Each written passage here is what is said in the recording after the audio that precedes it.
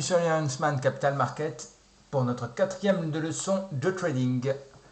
Aujourd'hui, ça va être une leçon courte parce qu'on s'est rendu compte que au plus les leçons sont courtes, au mieux elles sont facilement assimilables. Et c'est le but. Alors, pour notre quatrième leçon, c'est le pendu et le marteau. C'est quelque chose de très simple, mais qui va vous aider à prendre une décision. Le pendu. Le pendu, c'est une figure de bougie qui va indiquer un retournement de tendance.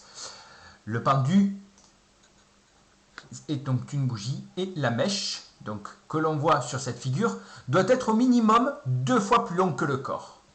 C'est-à-dire que voilà, la mèche doit être assez longue et la zone délimitant l'achat et la vente sur la période doivent être assez courts. Ce que je vais dire juste là n'est pas tout le temps, mais ça doit être le mieux pour que ça soit optimal. Le corps doit être rouge et s'il est rouge, il doit être suivi d'une bougie rouge. Voilà, en gros, le corps, il doit être rouge et la prochaine bougie, elle doit être rouge. Et là, on va vraiment être sur un retournement de tendance.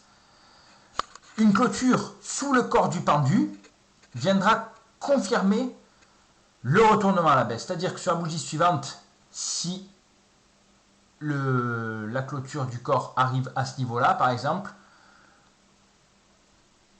le retournement de tendance sera effectif. Donc, le pendu, ça se fait à la hausse. Le cours monte, hop, il y a un pendu, et paf, à la baisse.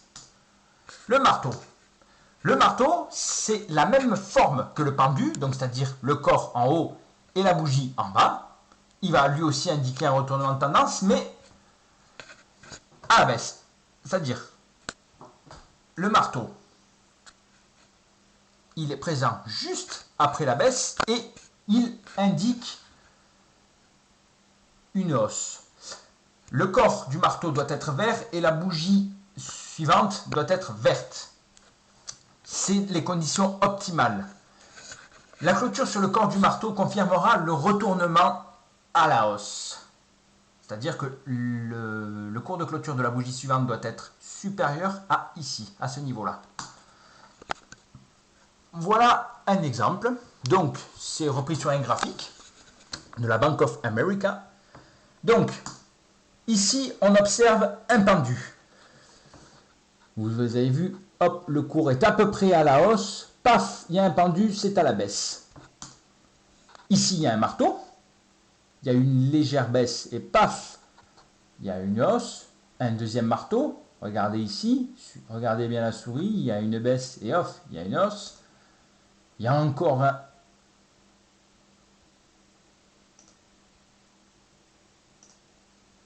Il y a encore un marteau ici. Il y a une baisse puis une hausse. Les deux petites figures là en fait qui sont arrivées précédemment, ça sera pour le cours suivant. Mais là par contre, vous voyez ici il y a un retournement de tendance. Ça monte, le cours monte puis il descend, mais c'est pas un pendu. Voilà, les deux petits là, comme je vous ai dit, ça sera le cours suivant. Ça indique aussi un retournement de tendance. Mais globalement, ça c'est un joli marteau. Il a un corps vraiment très fin, il a une grande bougie. Celui-là aussi, c'est encore un joli marteau. Ça, c'est un autre exemple aussi qu'on verra plus tard. Mais visualisez-le déjà. Il faut savoir que le pendu et le marteau, on ne l'utilise jamais seul. Il n'est pas présent tout le temps. Donc il n'indique pas spontanément un retournement de situation. Des fois, il peut y avoir un retournement du cours sans qu'il y ait de pendu ou de marteau. Et des fois, il va y avoir un retournement du cours sans pareil qu'il y ait de pendu ou de marteau. Il peut être utilisé en combinaison avec d'autres indicateurs de retournement de tendance. Avant de le mettre en place, il faut bien l'apprendre. Vous relisez plusieurs fois ce cours et vous trouvez des exemples sur les cours actuels. Voilà, prenez des graphiques, le timer, peu importe. Pas besoin de timer bien spécifique. Voilà. Et on a terminé avec ce petit cours.